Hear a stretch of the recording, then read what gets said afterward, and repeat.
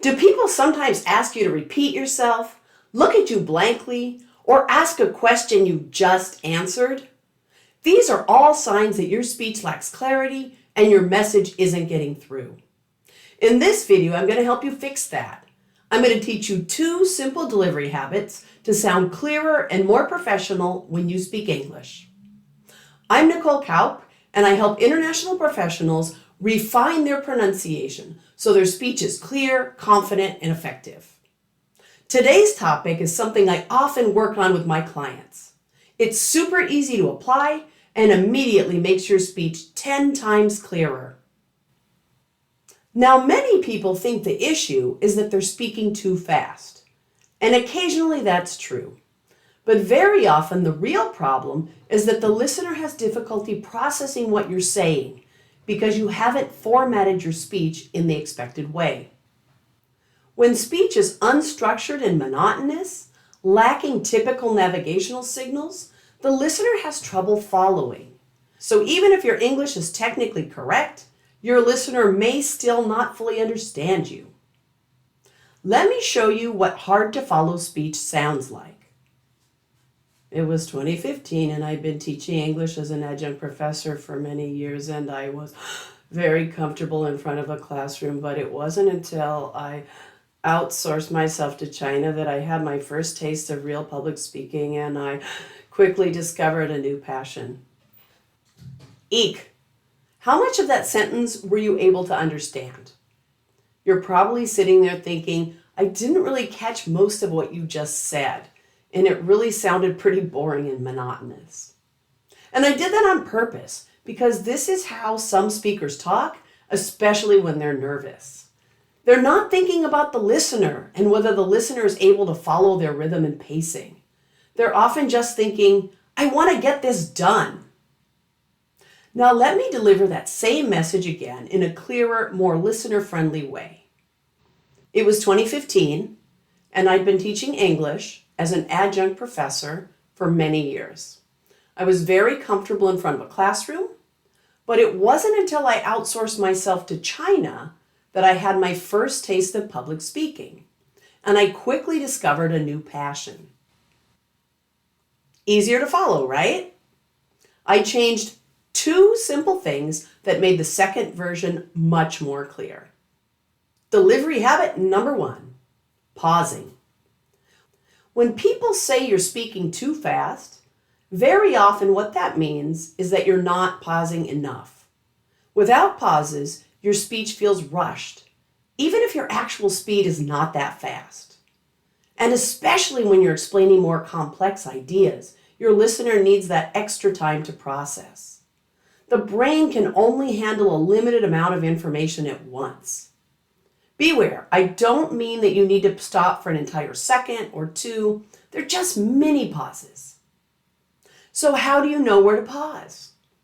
We all know that we're supposed to pause when we see commas and periods and other punctuation marks in English. But in longer sentences, we insert additional pauses roughly every 3 to 7 words, give or take, even when there's no written punctuation. This is part of what helps make speech easy to follow. It breaks ideas into smaller, more manageable chunks that the listener can easily process very quickly. Let's look at how I added pausing to break this really long sentence into smaller, easily understandable pieces.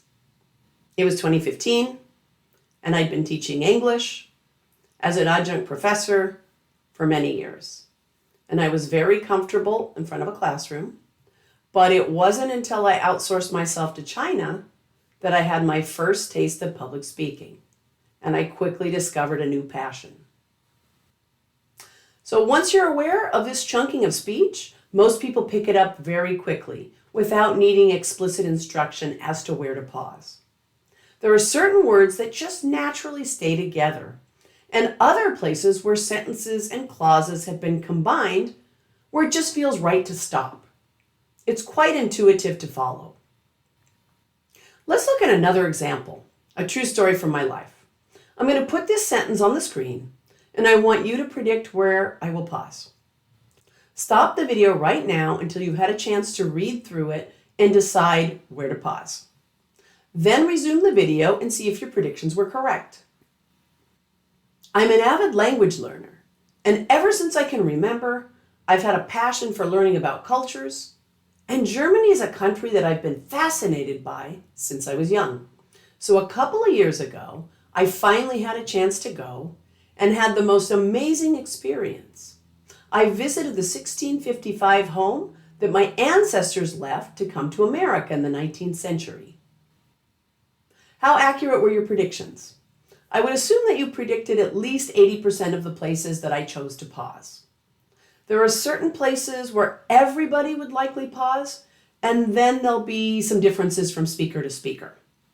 Some speakers pause more, some speakers pause less. Part of it is personality, but also the amount of pausing is related to the type of speech. There'll be less pausing in quick one-on-one everyday interactions. There'll be more pausing in situations where you're explaining something or teaching or giving a presentation. That's dense material that needs to be understood clearly and will have a slower pace. And then you'll find that storytelling varies. Some parts will be quicker, other parts will be delivered more slowly. So pausing is not an exact science. Now, before we move on, there's something important I want to share with you.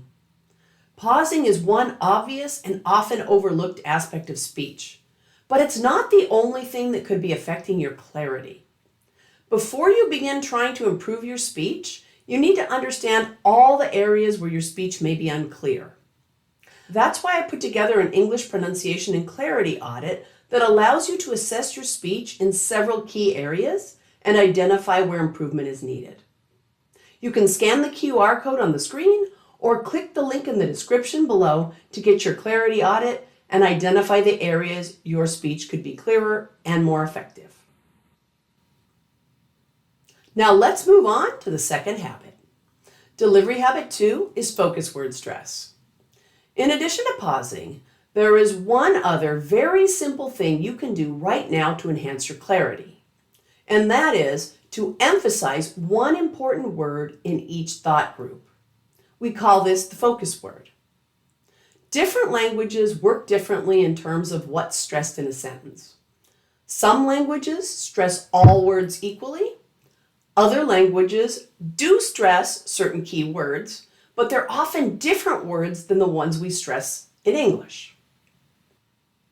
In English, not all words are pronounced equally. Within every phrase, one word stands out more than all the others. This will be a meaning-filled word like a noun, adjective, or verb. And usually that word comes at or near the end of the phrase right before the pause. The listener is expecting this pattern. When you follow it, your speech is easy to understand. When you don't, your listener has to work harder to decipher your meaning since your speech is not formatted in the expected pattern. Let's go back to our first example, and this time, let's identify the focus words. It was 2015, and I'd been teaching English as an adjunct professor for many years. And I was very comfortable in front of a classroom. But it wasn't until I outsourced myself to China that I had my first taste of public speaking. And I quickly discovered a new passion. Now let's go back to the second example. This time, I want you to identify the focus word in each phrase. Which words would you emphasize? Stop the video right now until you've had a chance to read through it and add your own pausing. Then resume the video and see if your predictions were correct. I'm an avid language learner, and ever since I can remember, I've had a passion for learning about cultures, and Germany is a country that I've been fascinated by since I was young. So a couple of years ago, I finally had a chance to go and had the most amazing experience. I visited the 1655 home that my ancestors left to come to America in the 19th century. How accurate were your predictions? It's important to remember that focus words and pausing go hand in hand. Whenever you have a pause, you'll have a focus word shortly before it. Therefore, if there are more pauses, there will be more focus words. If there are fewer pauses, there will be fewer focus words. So if people have ever told you that you speak too fast, or if you feel they're not fully understanding your English, add these two delivery habits. Pause more and emphasize one key word at the end of each phrase. These are two incredibly simple fixes, but they have a very large impact on your clarity and how professional you sound. Your speech now feels structured, intentional, and clear. You're making it easier for people to understand you. And when people can process your speech easily, they trust your expertise, they engage more, and they want to hear what you have to say. Now there's one more critical piece to clear listener-friendly speech. Because even if you pause in the right places and emphasize the right words, if you're missing this part, your listener may still not understand you. And this is where a lot of people get stuck. I'll show you how to fix it in the next video.